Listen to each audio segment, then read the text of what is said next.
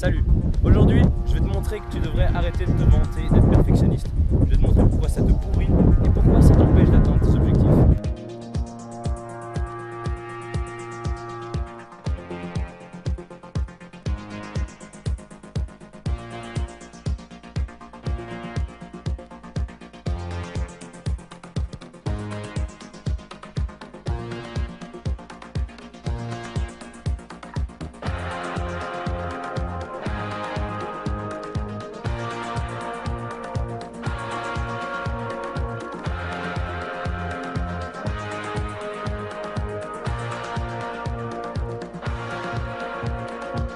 Je suis encore à Cuba, c'était la dernière vidéo que je fais à Cuba. Là je suis sur une super belle plage, c'est vraiment magnifique, il y a beaucoup de vent, je sais pas si tu vas m'entendre. Et donc là je vais te faire une deuxième vidéo sur le perfectionnisme, j'en ai déjà fait une précédente quand j'étais en Écosse, je te la mets juste là. Cette vidéo c'est la suite de la vidéo précédente, donc tu peux très bien regarder cette vidéo sans avoir vu la précédente, tu peux aller regarder après. Et donc aujourd'hui je vais te raconter 3 histoires. Est-ce que ça t'est déjà arrivé d'avoir envie de finir quelque chose mais de ne pas y arriver? Est-ce que la tâche t'a semblé impossible vu le travail abattu et le travail que tu devais encore abattre? Est-ce que tu as déjà abandonné avant la fin?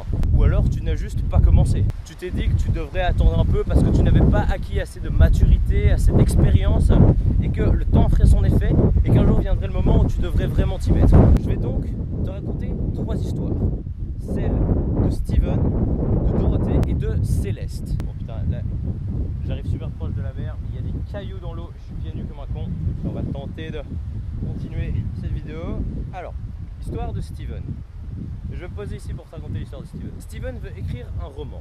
Au début, il est très motivé, il ne pense qu'à ça tous les jours. Il travaille aussi tous les jours avec beaucoup de régularité et il a l'impression de bien avancer. Après un mois de travail acharné, rappelons que Steven a à côté de son roman une activité à temps plein, il décide d'évaluer le travail accompli jusque-là. Il se rend compte en regardant son œuvre inachevée qu'il n'a pas encore écrit le quart de tout ce qu'il voulait raconter. Il prend sur soi et se dit que d'achever un roman, ce n'est pas tâche facile. Il décide donc de s'y remettre et petit à petit, la fréquence de son travail diminue. Les jours sans se multiplient, laissant derrière lui un roman inachevé. Steven repense parfois à son roman, mais se dit qu'il y travaillera plus tard. Bon, si je regarde à côté de l'écran, c'est parce que j'avais mon prompteur. Hop là. Pire que Steven, il y a l'histoire de Dorothée. Dorothée veut construire une niche pour son chien, mais Dorothée sait très bien qu'elle peut la construire avec ses petites mains elle-même. Elle n'est pas obligée d'aller en acheter une au magasin. Elle sait aussi très bien qu'elle n'a pas envie de décevoir son chien, et donc elle veut lui faire une niche parfaite. Elle va s'inspirer dans les grands magasins pour voir à quoi elle veut que sa niche ressemble, et elle s'y met. Dorothée y passe l'après-midi. Durant 4h30, elle sue, elle se blesse, elle travaille comme une dingue pour la niche de son chien. Elle met tout son cœur dans cette niche qu'elle construit.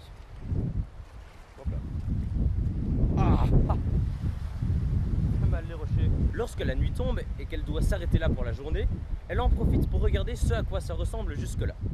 À son grand désarroi, ça ressemble plus à un amas de planches qu'autre chose. De plus, elle s'est blessée plusieurs fois avec son marteau. Le lendemain, Dorothée file au grand magasin de bricolage de son village et achète une niche pour son chien. Et elle laisse son amas de planches dans sa cheminée. Pour finir, après Steven et Dorothée, il y a Céleste. Céleste veut devenir un grand cinéaste. Il adore réaliser des courts-métrages.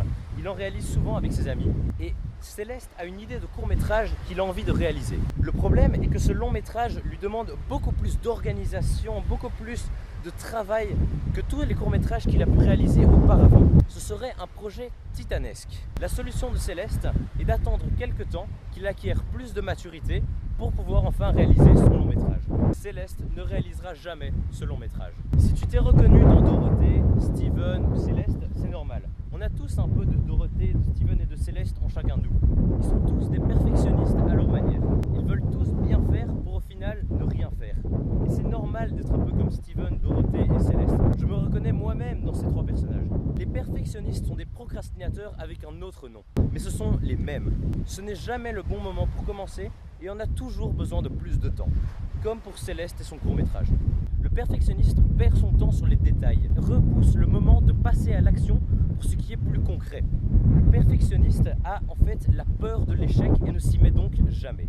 De plus, le perfectionnisme cause plus de stress et d'anxiété car soit on se met des objectifs trop hauts qu'on n'atteint jamais malgré le travail abattu, soit on ne commence jamais. C'est la philosophie du tout ou rien. Là, c'est affreux parce que les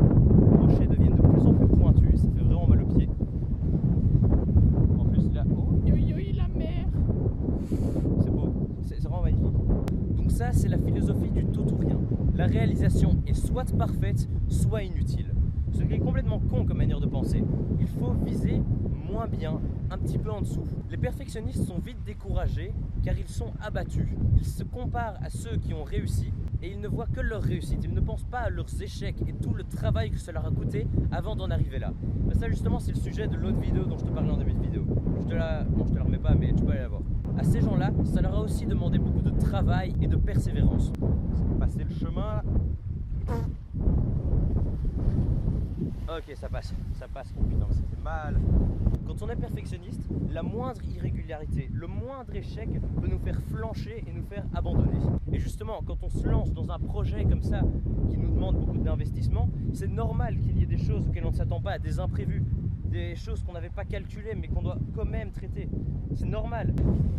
Oh, je me suis éclaté. Ça fait bobo. Si on ne vise pas la perfection, mais un petit peu en dessous, ça permet de rationaliser. On peut se dire, j'ai perdu une bataille, mais pas la guerre. Dorothée aurait dû s'accorder de ne pas réussir une niche parfaite dès la première fois. Elle aurait dû accepter qu'elle aussi, elle peut ne pas faire un résultat comme ce qu'elle attend dès le début. Bon, ça fait 1 heure que je marche, là je crois que je vais commencer à retourner. La nuit commence à tomber là. Donc tu ne dois pas te focaliser sur la perfection, ça tu l'as compris. Ignore cette peur de l'échec qui te retient avant de commencer. Même si tous les paramètres ne sont pas comme ce que tu le penses ou comme tu souhaiterais qu'ils soient, vas-y quand même, fonce. Il y a peu de chances que toutes ces petites choses changent plus tard. Alors n'attends pas avant de t'y mettre. Accepte l'échec et le moins bien. Rappelle-toi cette citation de Voltaire que j'avais déjà sortie dans la vidéo précédente. C'est que le mieux est l'ennemi du bien. Cette phrase veut tout dire. Si tu gardes cette citation en tête, garde-la en tête, c'est bien. Ne vise pas la perfection, mais juste en dessous. Accorde-toi une marge d'erreur. Cette vidéo est la suite d'une vidéo sur le perfectionnisme que j'ai fait juste avant. Je t'invite vraiment à aller la voir si cette vidéo t'a intéressé. L'autre est un petit peu plus courte, plus condensée. Donc t'inquiète pas, tu vas pas y perdre 3 heures. Cette vidéo-là est un petit peu longue. Wow. Elle est moins périlleuse aussi, il y a des très beaux paysages aussi dans l'autre, on va voir ça. Et puis si tu te rends compte que mon contenu t'intéresse, alors n'hésite pas à aller voir le reste de ma chaîne et t'abonner. Parce que, wow, c'est pas prêt de s'arrêter. Sur ce, c'est pas de rêve, mais que des objectifs.